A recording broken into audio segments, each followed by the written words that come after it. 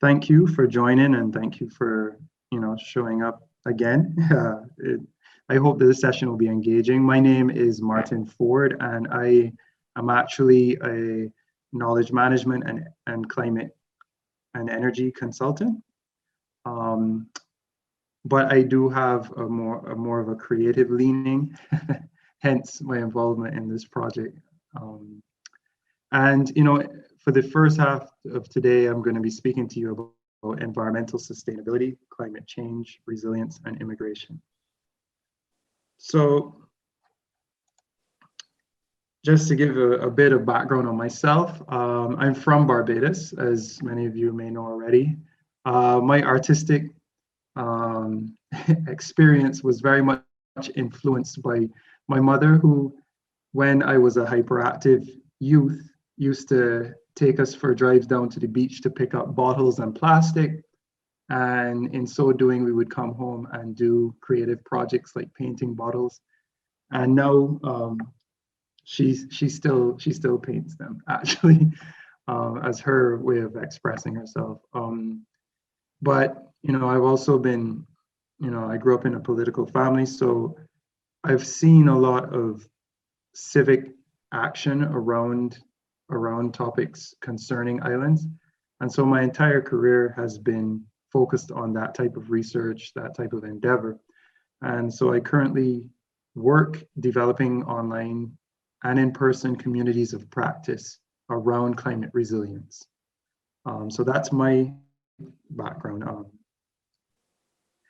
And my intention for this session is to provide a brief insight into some of the climate change terminology and the ethics surrounding climate change given the Caribbean's position.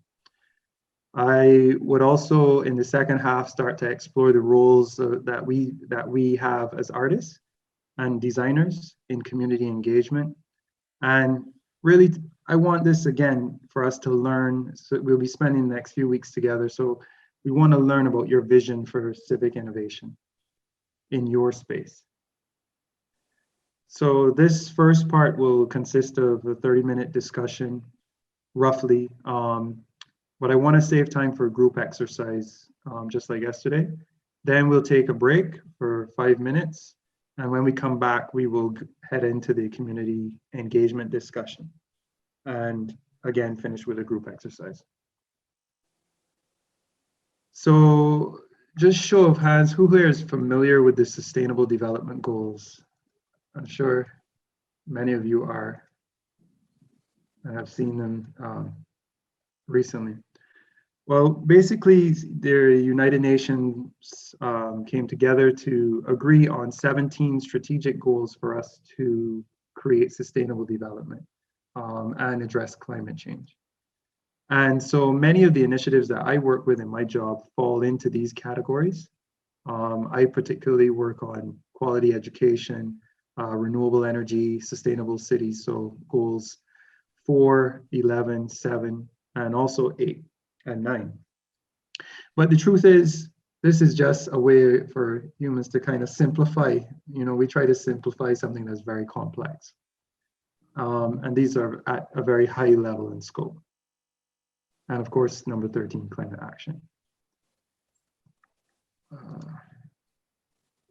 So when I say systems are complex, sometimes we use these words interchangeably: climate, weather, climate change, global warming.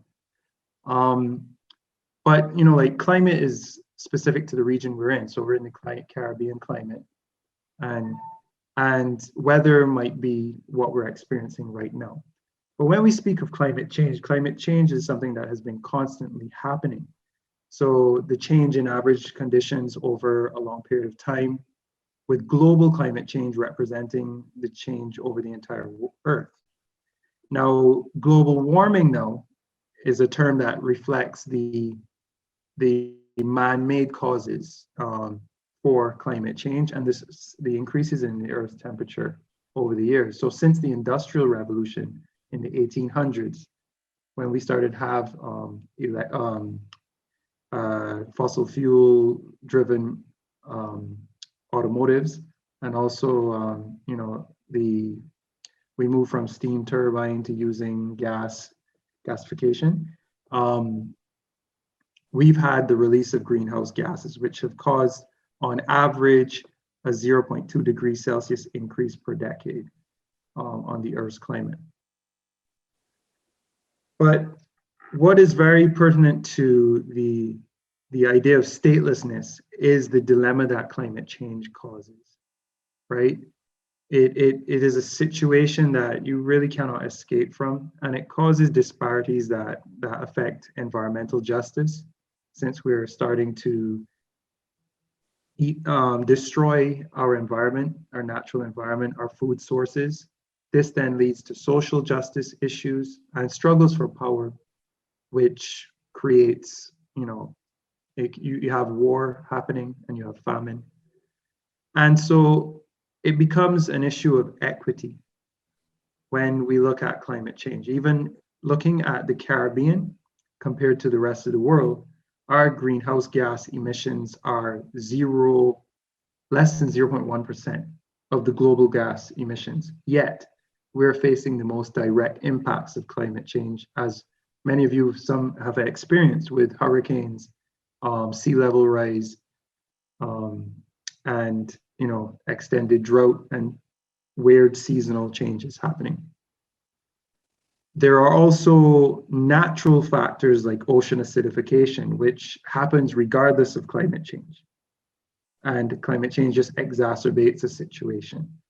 And that affects our fisheries. Many of us here, being from the Caribbean, we love a fish, right? We love that, that's part of our culture, right? Fish fry. I've been to Bahamas, and you go down to the fish fry and during, I think it's called fish fry, right? Vernella, am I right? Yes. Okay. Yeah, last time I was there in 2012, we went down. And it's amazing. It influences our culture here in Barbados. We have oysters, and each island has its own experience. Arnaldo, Trinidad with bacon shark. We know what that is, like that is part of our culture. So, and we also have our colonial legacy, like it has been traditionally exploitative, and the global system in itself can be exploitative for our landscapes. Even in my work, where we have to get access to funding in order to do the things that would help us adapt, there are inequalities in access to that funding. And there are inequalities in understanding the dilemma. Like some of us in this space, we're speaking to the choir a lot, whereas as artists, we have a special place to influence the communication around it. And then when you speak from a human rights perspective, you speak of climate change, there is certain legal jargon that actually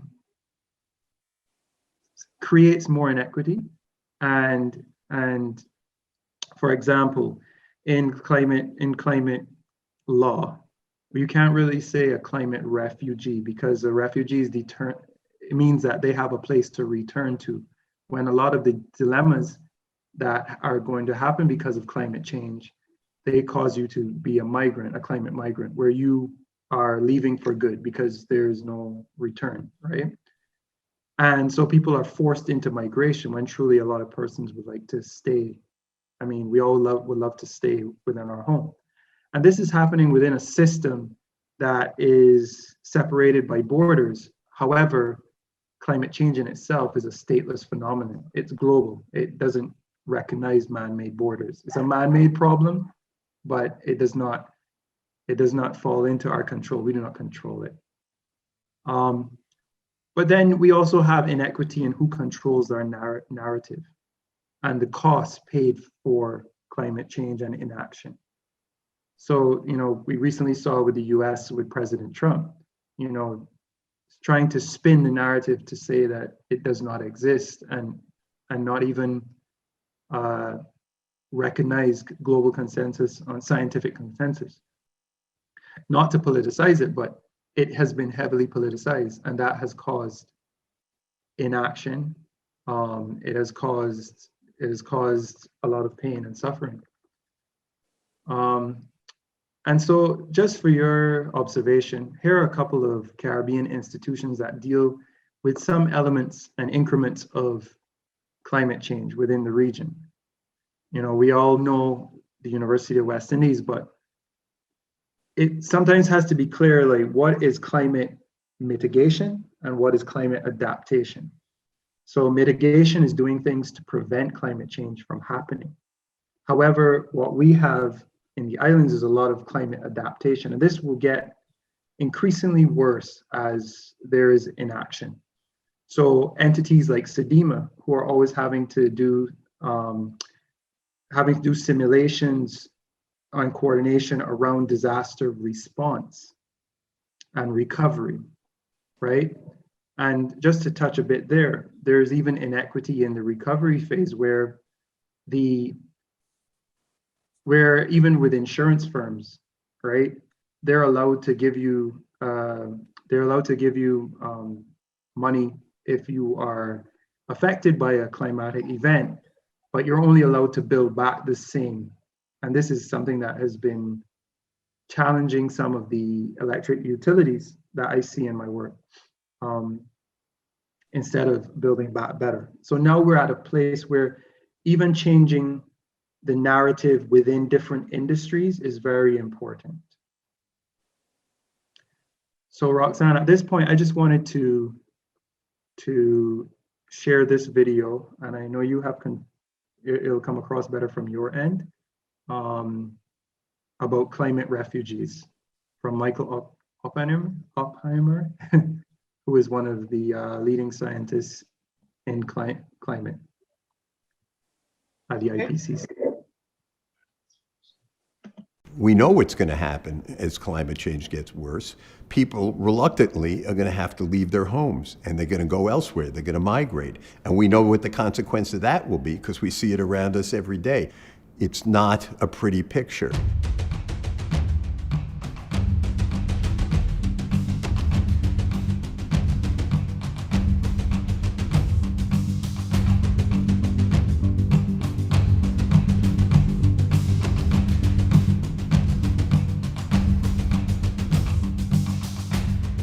Climate refugee is someone who's moving away from the coast, decided to pick up and leave because they've seen too many floods and their home has been wiped out.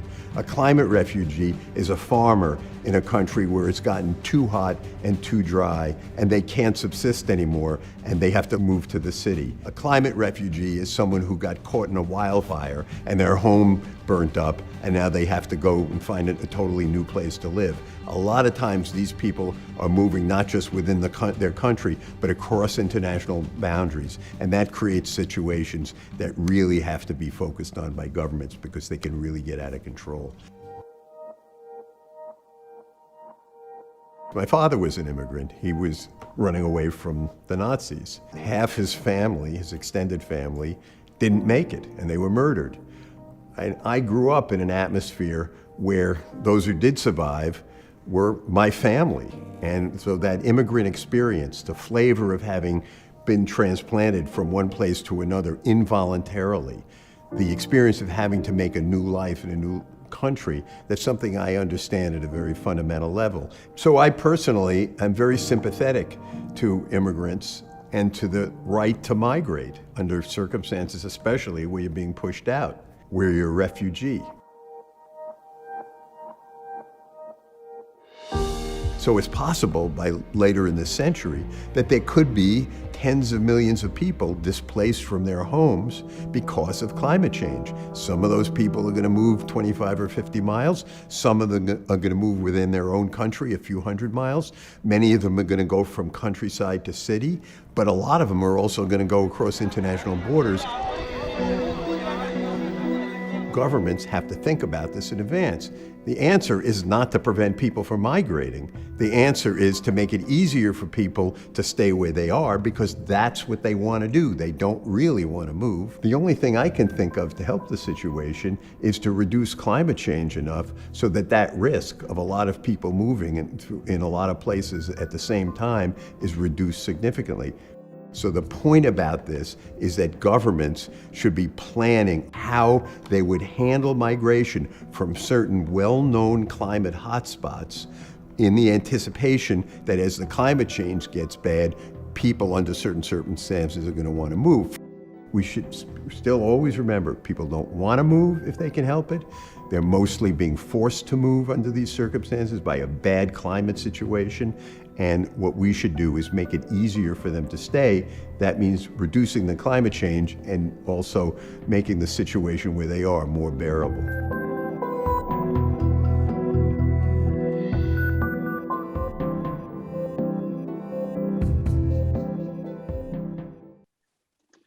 Are you seeing my screen again?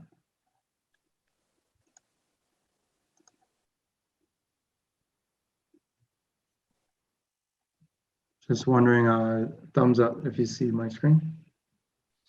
Thank you.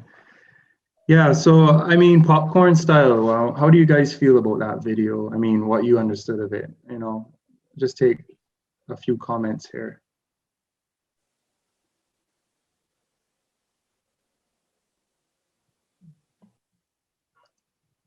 I don't want to call on people because I know. Oh, I mean, hi, Arnaldo from North 11, Trinidad. I mean, Oppenheimer is talking about, I think, many realities that peoples within the Caribbean have been experiencing, maybe not on a major scale, but have already begun to experience from the ways that changes in climate and in the environment, which have been shaped by man-made actions, have been encouraging people to seek more fruitful sustainability elsewhere. Yeah. Yeah. No, that's great. And the images used. Any thoughts on the imagery? I mean, I often find it interesting when any white expert or scholar uses images of brown and black people in their dialogues about a situation. It's kind of complex because we recognize the ways that it affects our communities. But in tandem with that, it's the ways that culpability and responsibility from the global north for kind of like advancing that climate risk is indirectly addressed. Yeah. No, you hit the nail right on the head. You know, it's not to shoot the messenger, but what I'm trying to get at here is the message is vital, but we have an opportunity now, being the ones who are experiencing it, to create equity in our narrative. And I remember last year there was this article in New York Times, "The Great Climate Migration" by Abram Luskarten, and you know, it had photographs explaining it, but it was very much, you know, like it is a wake up because it's a national security issue for a lot of the countries, right? So you'll see a lot of investment happening, even when there is climate denial, because the risk of not putting money aside to put infrastructure in place is greater because of the estimates of migration.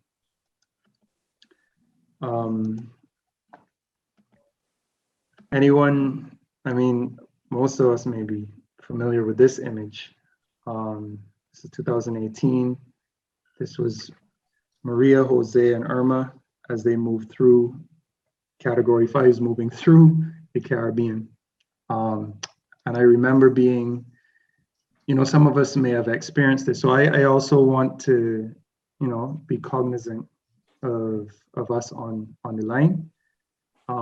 These images can be emotional, so it's not to be gloom and doom.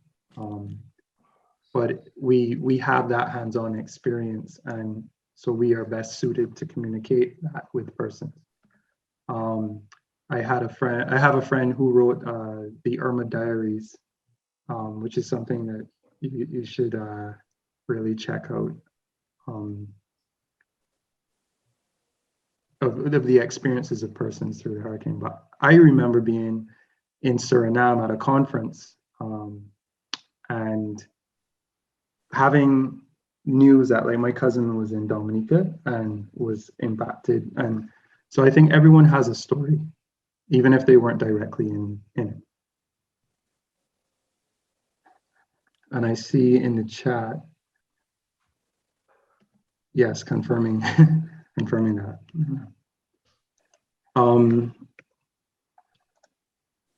One sec.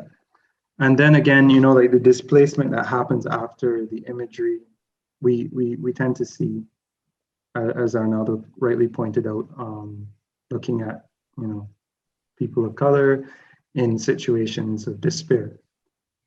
Here in these images is from Bahamas post-Dorian, some of the Haitian community, and also people that were displaced and put in a state of statelessness.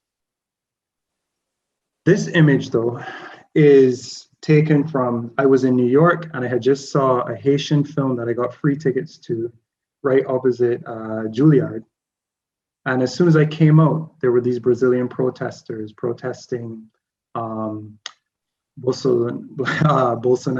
the president of Brazil, because of human rights injustices.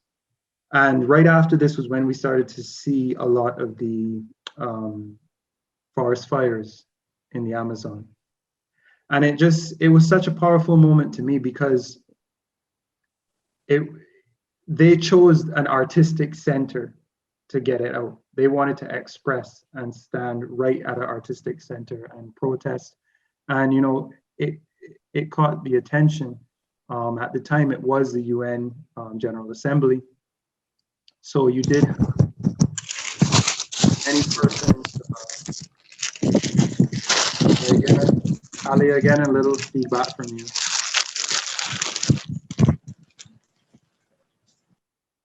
Yeah, thanks. Yeah, it stood out to me as, you know, like people taking civic action, you know, like they weren't leaders of countries, they just wanted to go and be heard. And that expression is very vital. And there's a certain psychology with climate change when approaching your artwork. Anyone know what this image is?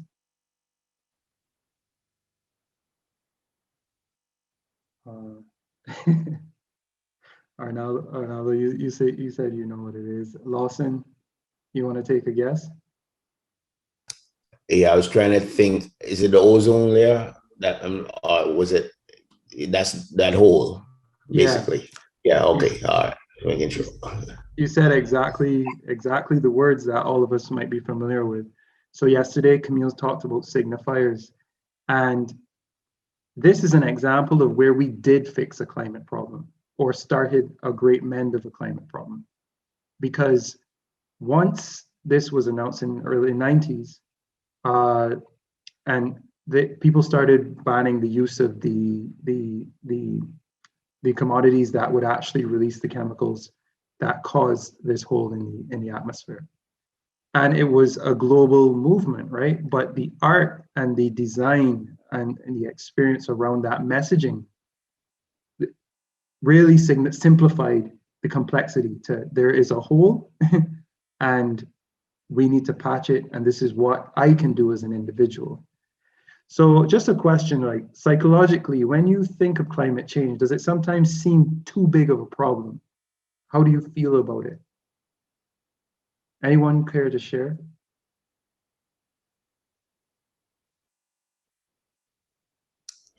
Well, I don't think it's too big of a problem. It's obviously a huge problem, but what may seem like a mountain to overcome is the ability to get everyone to work together to solve the problem, because you can't solve it unless everyone's on board. And so this is one situation where, I mean, teamwork makes the dream work. Yeah. For sure, in the biggest sense of the phrase, you know. So that is the part that is that seems the hardest at this point. Yeah. And the longer we take to get everybody on board, the situation, it reaches to a point where you may not be able to reverse it. Yeah. Thank you very much. Sonia, I see you raised your hand. Yeah, to comment as you invited. I mean, I ever since Hurricane Dorian here in the Bahamas, and I'm on the island of New Providence, which wasn't as affected as the islands of the Abacos and Grand Bahama, right, which were really the ones that got the eye. But ever since then, it's really like it's majorly shifted my artistic practice. And also, I mean, just even some basic things, like I'm trying to build a studio, like a center for book arts here. And sometimes I really get so like, I just can't focus because I'm thinking like, what is the point of me investing in a life here if there's not going to be a here? And honestly, like more and more, I keep thinking about that and thinking about like, I have to pay all of these insurances against hurricanes and everything. And I live right by the water. Like sometimes I just think like the next category 5 that we get here in New Providence, the reality is we'll leave this house and it won't be here when we get back.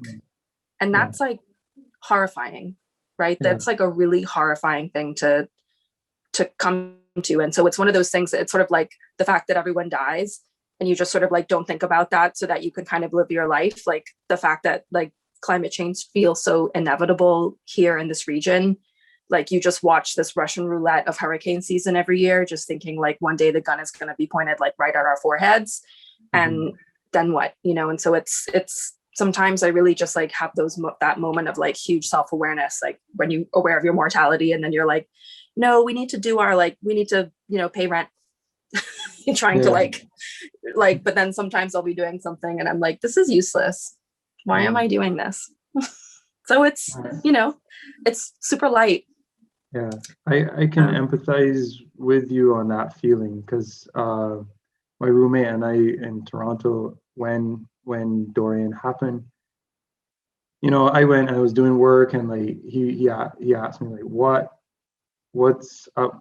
You good? And I was like, I'm here writing trying to get $20,000, like going through this whole like process to just get $20,000 over to the utilities so that they can help. And being an island person, and even not from that island, just you're hearing the stories and it becomes a bit much. And sometimes it's like, let's mobilize real quick, but let's forget the psychological impact, or we have no time to think about that. And it might be true like on the ground, but like the investment that goes into creating that awareness and that space and that connectivity, I think a lot of more emphasis could be put there, so that people feel inspired. And Sonia, hats off to you. I mean, what you tell me you're trying to do is, like I give you a clap.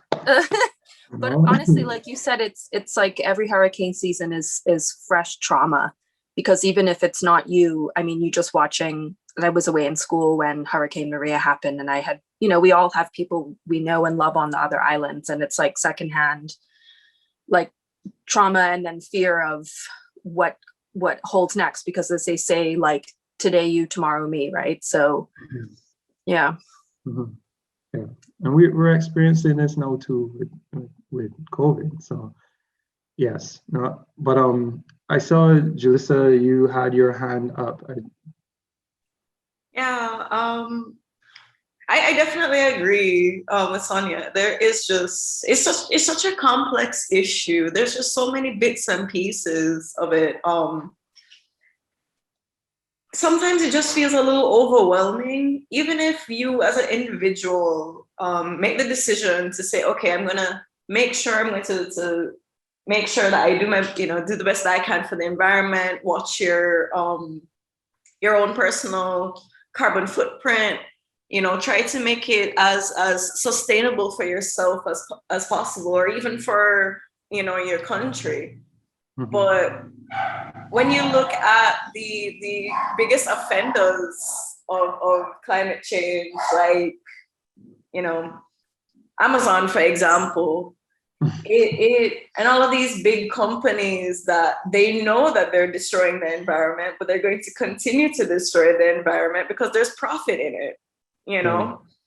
And then you realize that in the wide reality of the world and the amount of people in it that either don't know or don't care, you know, you as the individual, it kind of makes you just feel small, because it makes you feel as if even if you try to do something, there's a million other people that are not doing either anything at all because it profits them, or they just don't know. And there's no educational facility or opportunity for them to be aware of just how bad the situation is and what could be done to remedy it in a way that is sustainable. And I think for me, it definitely is depressing, like, especially because I'm fairly young. So whenever I think about the reality of I want to continue living in Jamaica, but is there going to be a Jamaica? You know, does it make any sense for me to buy a house, to buy some land, to invest, you know, in something that my children are going to be able to inherit when they grow up? Does it make any sense when there might not even be a Jamaica? You know, does that mean that I now need to make the decision for my own future to move somewhere else just in case, you know? Well, actually, you know, like I had an analogy I was talking about with a mentor of mine about this last night when I was putting things together. And like what you're saying there is like all of us in here in this location, we ordering a pizza for the group. The wrong pizza shows up and we still hungry, we still got to eat it. But it's like we're not in control of the ingredients or whatever. But you can't eat a whole pizza at once, right? You can't just put it out. You have to take it as bits and slices. So each of us is taking a slice of that meal and that dish that we're given. But now we have the opportunity to also start to put in our own ingredients and make our own dish here in the Caribbean and control our narrative. It's kind of the metaphor. I know I was going far with that one, but I like to simplify things like that, even if it is for myself. And you mentioned people don't care, you know, like there's statistics regarding, these are statistics about what will happen by 2050, that there will be 200 million climate migrants. And remember, my climate migrant has nowhere to go back to. And 1 in every 45 persons will be a migrant, given the current statistics. But, you know, in 2018 alone, there were 17.2 million displacements. And then with Hurricane Dorian, there was a significant displacement of persons. However, I see, this is the point where I want to kind of take us away from the gloom and doom. This image was taken on my first trip when I first got my job out of school to Montserrat. I was assigned to Montserrat, and this is the Soufriere volcano, and it still has the debris from the eruption there. And I'm cognizant of what's going on in St. Vincent as well, but here's where storytelling really matters visually. This image is with Minister Paul Lewis from Montserrat. He was an emergency responder at 19 years old, I think, in 1994. And he was the junior responder. The senior responder died from a heart attack on his way helping people. So he became the senior responder at 19. when I met with him as the Minister of Energy, and he's now the leader of opposition. I talked to him last night. And this image on the left with hands up in the air is the site of the new solar system for Montserrat that will power a majority of their energy needs. They're a small island, and things really changed where the population went from 11,000 to 5,000 people on island. But Minister Lewis and three of his friends made a commitment to help out. Now, this type of story is not really publicized. And he's also a musician, a calypsonian from Montserrat. So Caribbean people, we are resilient. We wear many hats. But this is a success story. This is another success story from Jamaica. This is the communications team from the JPS utility. Now, these ladies during hurricanes are responsible for not only communications to the public on what's going on with electricity, but corporate communications to allow for the team to get around and help with utility lines and pole and infrastructure that's down. And I was able to sit with them and just hear their resiliency of mind when approaching it. It isn't about the job, it's more about let's help the country how I can, right? And even, sorry, this image here, the gentleman with the glasses in the front on the left, he is actually one of my colleagues now, but he was the project implementation unit manager in Montserrat. And this team behind him is the VINLEC team in St. Vincent. And they have actually implemented the first microgrid project, resilient infrastructure for St. Vincent. This is a story not told.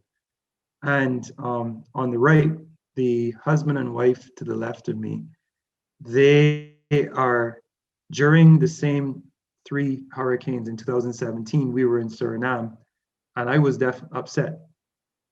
The gentleman came over, he's like, don't worry, bro, things are gonna be better. Just do your presentation.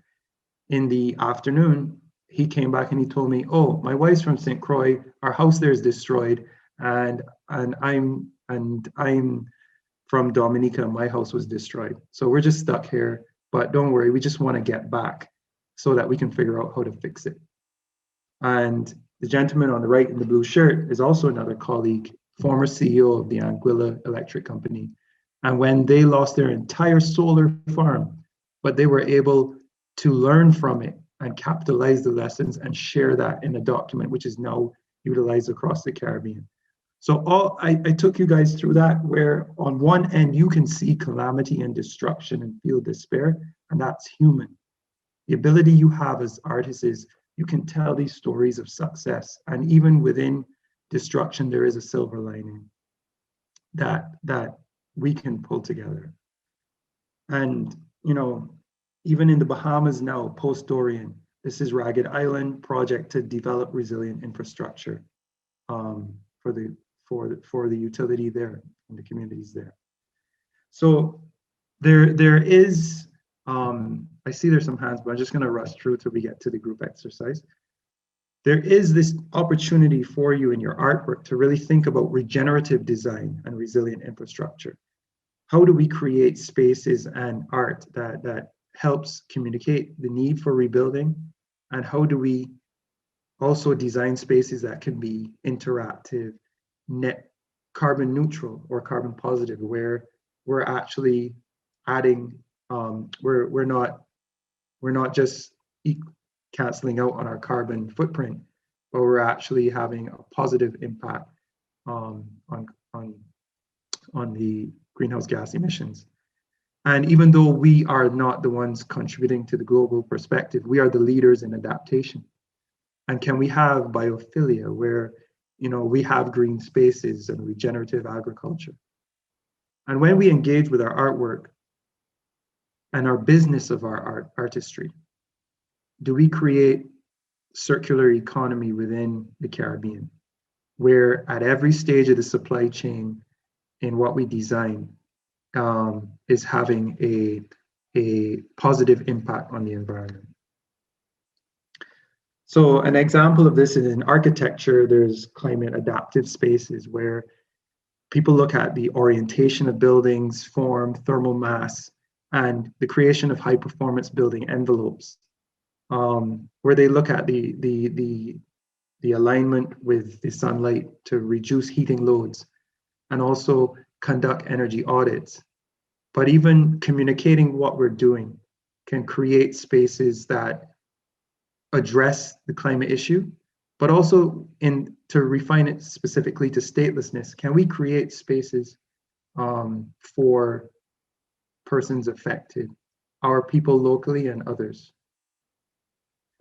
Here are just some standards that come from overseas, but are for building form. The one I like the most is the Living Building Challenge, because it's one of the hardest ones to achieve when you're designing a space or a project. But even in that, does the Caribbean have its own standard that we want to go by? And, you know, like, if it's not architecture, as artists, you know, like, there is satire that comes with our art. We can make statements, and even our historical legacy, you know, like our relationship with the land, our techniques, those can be captured through documentary photography. So I'm going to stop here, and I want to break you guys into groups for 10 minutes, and I want you to think about your art. What do you want it to mean? Are you an advocate? What's your stance? And maybe share with the people in the group an issue that has maybe rattled you or something you'd like to address. Statelessness is one thing, but also knowing where you're coming from and your experience adds to your artwork, and the emotions to put into it. And just share that with your team as you get to understand each other.